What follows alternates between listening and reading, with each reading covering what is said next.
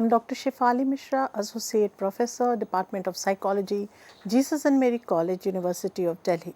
Today on our special segment on symbolic expression, we have with us Ms. Manisha Sharma, the sign language interpreter. We will be talking about methodological approaches to psychological research today, wherein we will be discussing the qualitative, quantitative and mixed methods approaches to psychological research. The methodological approaches to research are derived from the philosophical approaches to social science research, which address questions regarding the nature of knowledge, its acquisition, and the causes and techniques of data collection. Based on this research approaches in psychology, we can divide it into two broad categories: the quantitative approach and the qualitative approach. The qualitative research and quantitative research frequently exhibit contrasting perspectives on the fundamental principles of scientific inquiry. Psychology, as we have seen, has always positioned itself as a scientific discipline. However, it has predominantly associated scientific attributes with statistics and quantification, which can be argued as not being fundamental aspects of science. Quantitative approaches within a positivist framework have been the dominant research methods in the field of psychology. Yet, an increasing doubt surrounding the prevailing approach and methodology of mainstream psychology has led to the adoption of qualitative approaches. Today, the use of qualitative research methodology in psychology has been firmly established. In the previous lecture on methodological approaches to psychology, we discovered that the majority of the research conducted in the field of psychology has been conducted using quantitative approaches that are based on a positivist framework. The present lecture, however, will focus on describing the essential characteristics of qualitative methods in psychology. Here, we will examine some of the fundamental qualities and assumptions that underlie the qualitative methods in psychology. We will compare and contrast the qualitative modes of inquiry with the quantitative approaches. Several distinguishing features that have been proposed to differentiate qualitative research from quantitative research will be examined. The lecture might be beneficial in gaining a knowledge of the advantages and disadvantages of both these approaches. In addition, it will cover the mixed method approaches and triangulation which are commonly used in psychological research. To fully comprehend the position of qualitative methods in psychology, one must begin by recognizing the significance and prominence of the emphasis placed on the quantification that has dominated psychology throughout its history. Quantitative methodologies have been extensively utilized in psychology due to their remarkable level of application. Additionally, we use these methods because these methods have been consistently demanded in the American context for several reasons. So, now let us see what these reasons are. Number one, these methods represent an inherent accompaniment to the modern era of machinery, highlighting the significance of engineering and physical sciences. Furthermore, psychologists have mistakenly tried to imitate physics as the model of science without adequately exploring the fundamental distinctions between psychology and physics. The methodology employed in physics enables a level of detachment by separating the subject matter from the observer or the researcher. This is thus far unattainable in psychology unless the phenomenon is distorted through artification. There had been many voices of dissent against positivism and quantification in psychology throughout the 20th century. For example, scholars like Wilhelm Dilthey, who was possibly the earliest proponent of the view that psychology should seek understanding rather than identify causal mechanism, was one who had raised his voice against the use of positivism. The inquiry into the human lived experiences was absent according to Dilthey. So, he expressed concern over psychologists' failure to acknowledge the culturally mediated, that is, intersubjective nature of human experience. Psychology is about human beings and hence needs a method that would be sensitive and appropriate to capture human experiences. Qualitative research strives to provide an in-depth understanding of people's experiences and perspectives by describing their life worlds from an internal perspective. Through this, it aims to enhance understanding of social realities and highlight the significance of processes, meaning patterns, and structural features. Thus, we can say that qualitative researchers typically focus on the exploration and interpretation of meaning. They are interested in how individuals perceive and interpret the world and their subjective experiences of events around them. They often do not utilize predetermined variables as established by the researcher prior to the commencement of the study process, which is done in quantitative research. This is because qualitative researchers are typically interested in the meanings ascribed to events by the research participants themselves. The aim here is to provide a detailed description and possible explanation of events and experiences without attempting to make any prediction. Qualitative researchers investigate individuals within their natural environment, including settings such as homes, schools, hospitals, and streets. These spaces are perceived as dynamic systems where conditions continuously evolve and interact with one another, resulting in an ongoing process of change. The interpretation of events by participants and researchers themselves contributes to this process. Hence, the objective of predicting results is not considered meaningful for qualitative researchers. Instead, they inquire about processes such as what actions do individuals take while forming groups and how do individuals handle workplace transitions, which are some of the examples. Alternatively, one may inquire about the strategies individuals employ to cope with their discomfort or stress. These qualitative methodologies are widely employed in other social scientific fields, particularly in anthropology, cultural psychology, and cross-cultural psychology. Qualitative approaches typically rely on a shared set of assumptions and features, although the relative importance may vary across different qualitative methods. So, occasionally we may have a particular approach which can disregard important characteristics of alternative qualitative methodologies. In other words, there is a set of qualitative features that may not always apply to every qualitative approach, but there is a significant amount of similarity between different methods under qualitative research. For example, we can have some studies which may not include numerical data, so they can be categorized as qualitative, but otherwise they are similar to the conventional positivistic mainstream positive psychology study.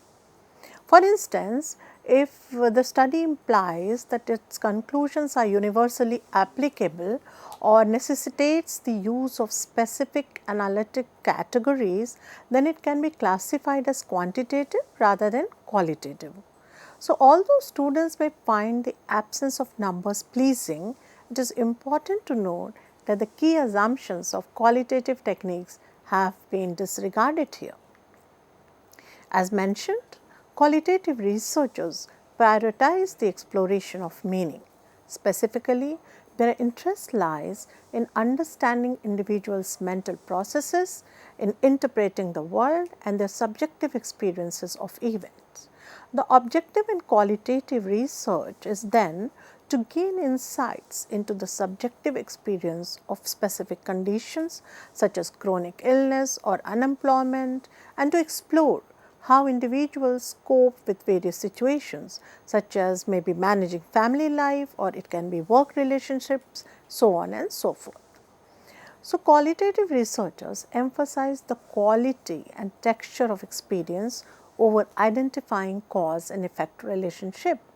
Researchers typically avoid using predefined variables in their studies. There are certain characteristics that are typical to qualitative approaches. Not all of these are representative of every sort of qualitative research approach, though still we have certain distinguishing characteristics of qualitative research. Denzin and Lincoln, for example, identify 5 key characteristics that serve as significant defining criteria of qualitative research. Now, let us examine these 5 key features of qualitative research. So, the first feature of qualitative research is the concern with the richness of description.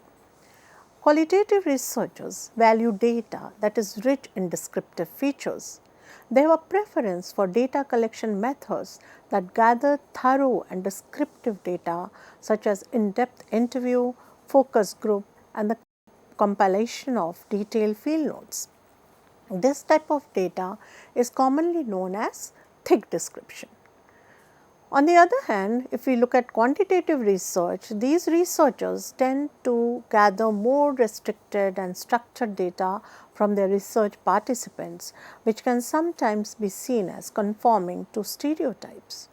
The typical mainstream psychological studies often fail short in collecting comprehensive data for analysis, often relying on cryptic questionnaires instead. Feature number 2 is capturing the individual's perspective.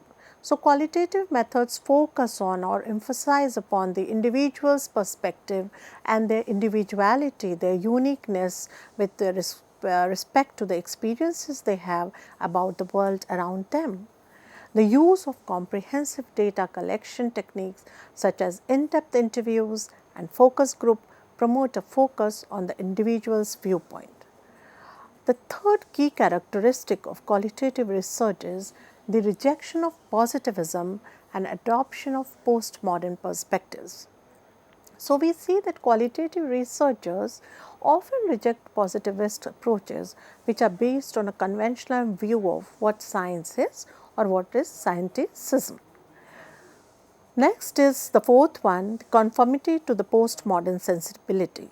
The postmodern sensibility is evident in the preference of qualitative researchers for methods that allow for a closer examination of real life experiences such as in-depth interview. Quantitative researchers often accept a certain level of artificiality such as that resulting from the use of laboratory studies. The sense of personal responsibility in their interaction with the research participant is often promoted as a feature of qualitative research.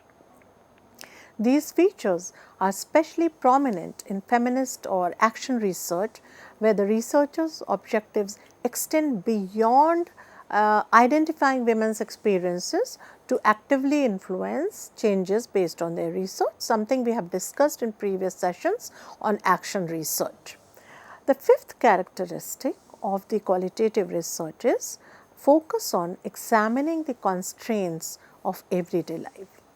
Some people argue that quantitative researchers neglect important characteristics of the everyday social world that may significantly impact the experience of their research participants. It is argued that qualitative researchers have a stronger connection to the social world.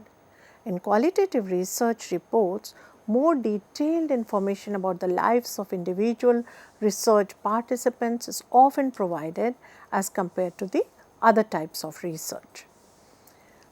Bryman captures the essence of qualitative and quantitative research methods in the following points. First of all, quantitative researchers often perceive themselves as outsiders, while qualitative researchers tend to view themselves as insiders.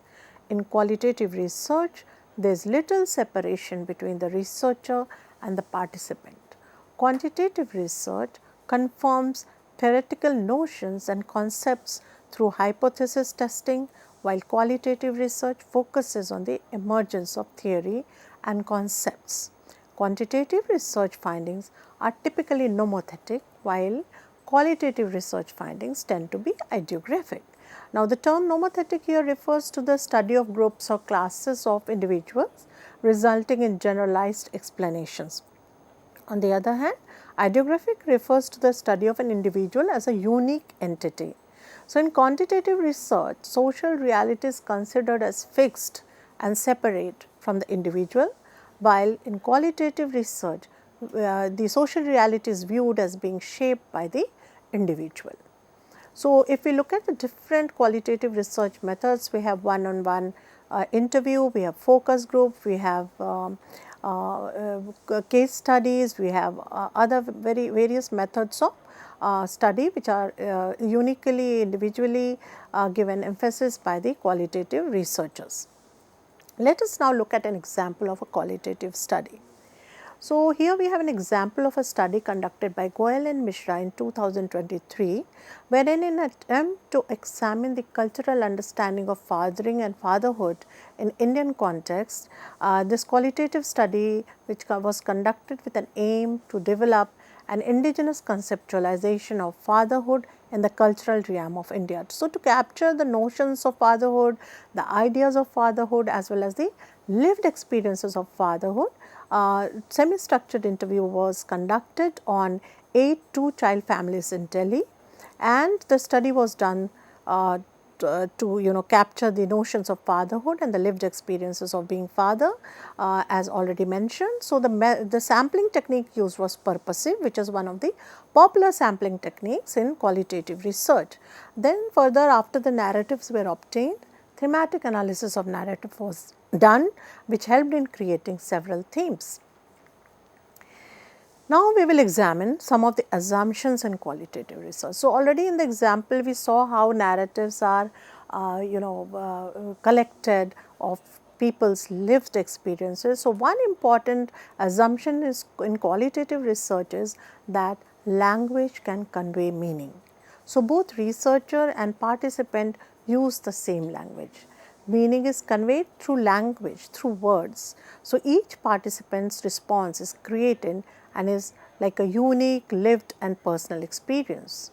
People create their reality through experiences, so there may be difference in the accounts that they produce, so that their narrative may differ because people have experienced reality differently.